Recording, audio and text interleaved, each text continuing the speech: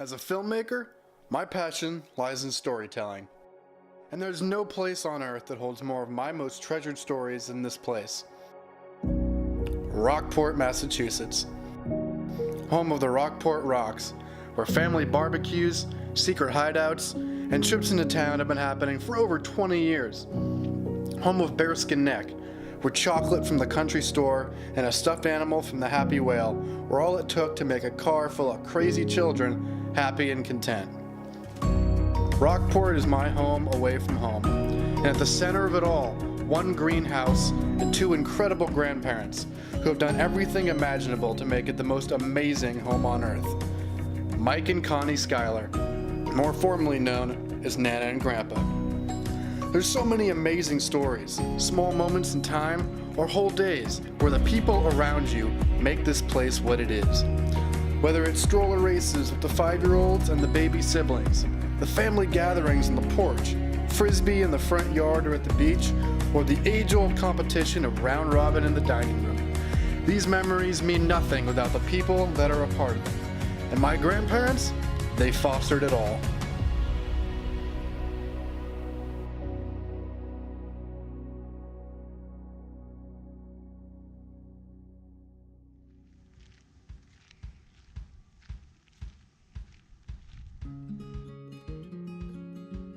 My grandfather in 1908 bought 8 acres of land here, and this was the house on it. And so he bought this house, and it was a lot smaller than this then. And he brought all his kids up here. He had 5 children, and this house had 6 bedrooms, so there was plenty of room for everybody. And they put this big addition on, which is almost as big as the original one was. And so then over the years, his children were brought up here, and then the grandchildren came up here.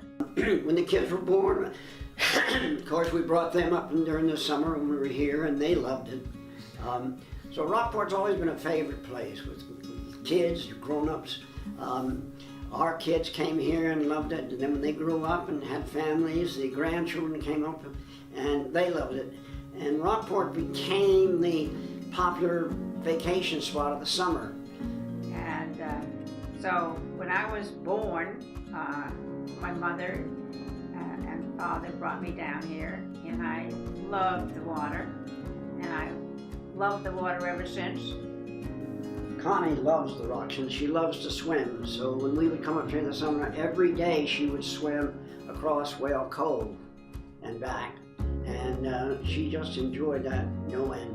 And she did that regularly until a couple of years ago when and some lady, I guess, who was not used to seeing her do that, saw her out in the water there alone, and she called the Coast Guard.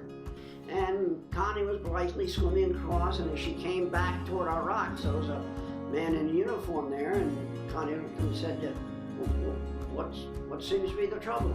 And he said, well, we got a report of a woman in distress in the water.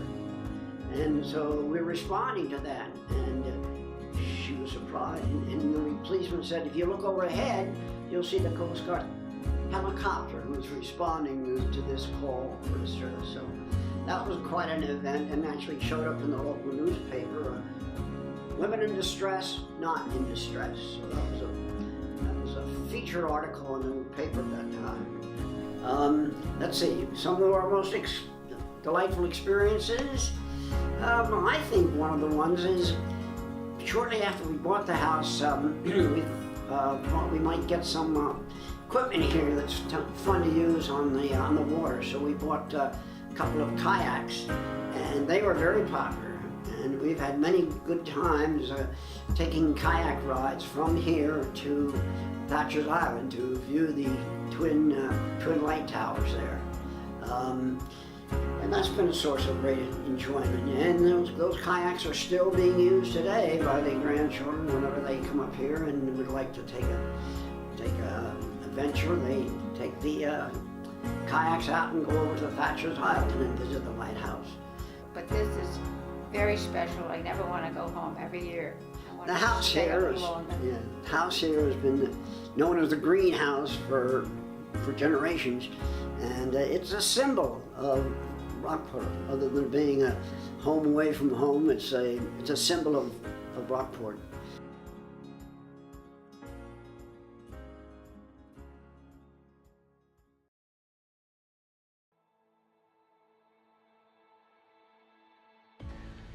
Bearskin Neck.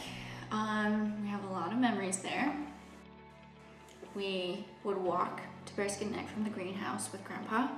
We would get $3 if we walked the short way and $5 if we walked the long way. That was a lot of money to us back then. We'd spend it right away. Candy, toys. We bought those little incense boxes and we used them as wand cases. Or we'd save up maybe 2 walks would get us $10. We'd be able to buy a stuffed animal from the Happy Whale. And that was always a treat. Our favorite shops were the Country Store, the Happy Whale, the Wizard Shop. We did Katie's Gift Shop. Those were our favorites as kids. We pretty much hit up the same stores every time we went. Never got tired of them. I'm pretty sure they still know who we are to this day, even though they don't know our names. We don't know their names. The owners of the stores would be like, oh yeah, those are those crazy kids who come here literally every day for weeks in a row every year. So that was us, the crazy kids. We got older. We would find hideouts on the neck, along the rocks. We'd like dig deep inside the caves. We were little enough to fit inside all the little crevices. So we'd keep all the little kids out and pretend like it was our lair or something.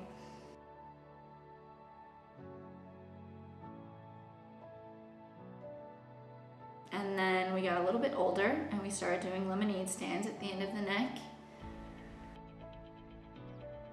We would have Aunt Sydney buy us all the supplies, and it would come out to like $30 or something, and we'd go with her to Shaw's, we'd pick it all out. Then all of the cousins, like 8, 9 of us, we would all go down to the end of the neck. We'd bring our guitars, we'd bring bongos, we would just like have a blast singing songs. People would give us tips. 50 cents a glass of lemonade.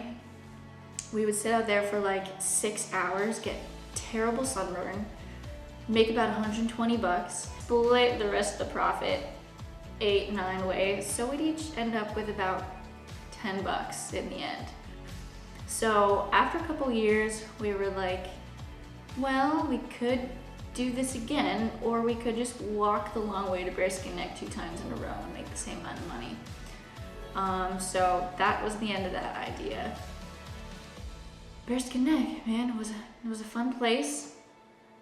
Lots of stuff to do, and still filled with old memories.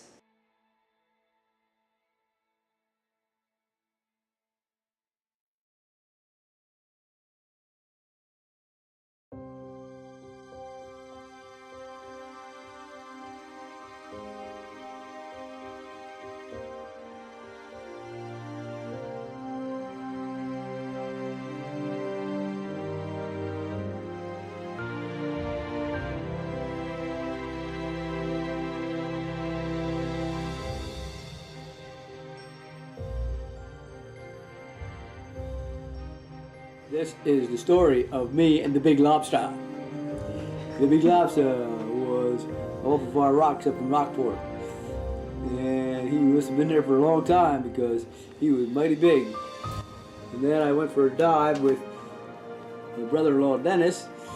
And of course we're out there trying to grab as many lobsters as we could.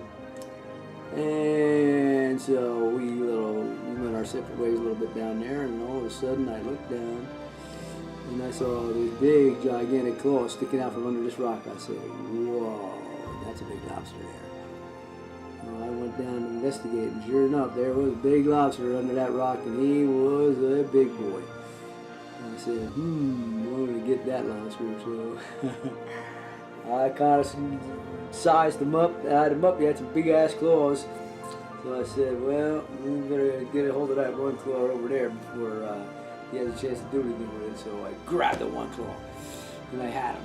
And I was watching that other one, And he was pulling, and I was trying to pull him out, and I couldn't pull him out from under that rock. He's pretty strong, so I don't want to rip his claw off. So I said, okay, we got to get that other claw, because I'm a little worried about that other claw anyway, you know. So I kept pulling him, and that other claw would come out, like trying to get me, and I was like, as soon as I saw it come out, I grabbed the other claw. I pulled, and he pulled so hard, he pulled me into the rock, and I knocked my mask right off my face, and I couldn't see anything. And I just pulled as hard as I could, and it came out, and I couldn't see. And I just started swimming up. And I knew I had him. And I was holding on for dear life because I wasn't going to let none of my claws get me. So I just swam with my feet up to the top until I got up to the top. And then I looked and I saw him. I'm like, whoa. So then I just started swimming in. Okay, we're going to head in. To the rocks and just swam in. I just hit a warm spot. Holding this big old lobster over there, and Dennis was up on the rocks. He had a couple lobsters, and I'm like climbed out. Somehow I climbed out on the rocks, holding on to this thing so he wouldn't bite me. And then I came walking over, and he goes, "Whoa, where did you get that thing?" I said, "Right out there." And they put him in our little pool where we kept our lobsters, a little tide pool there. And he was a big boy. Well, and there he is. He was 10 pounds. There's the big lobster. I brought him up to the house, showed him to everybody. Brought him down to the dive store, got my picture on the dive store wall with my big lobster. Everybody else was there with their big lobsters. And then I brought him back and put him back in the ocean. A nice happy ending for him, you know? After he came up in the people world for a little bit, then I put him back down in the ocean where he's probably happy, and he was probably grandfather of many, many, many, many lobsters. So hopefully there's going to be plenty more in our cove for years to come. And that's a happy ending story for the big lobster.